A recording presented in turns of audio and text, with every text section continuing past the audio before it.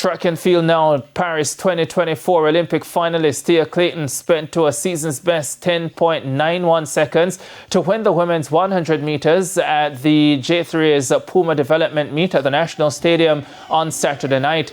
Twin sister and World Championship silver medalist Tina Clayton was second in 10.98, while Janelle Smith was third in 11.06. Recent Penn Relays winner Gary Card of UTEC won the men's 100 meters in 10.20, negative 1.5 meters per second wind, beating Rohan Watson of MVP Track Club and World Championship 200 bronze medalist Brian Lavelle of Optimum Performance Track Club. 10:29 and 10:34 their times. Javari Thomas of GC Foster College had clocked 10:23 to win his heat and finish second overall.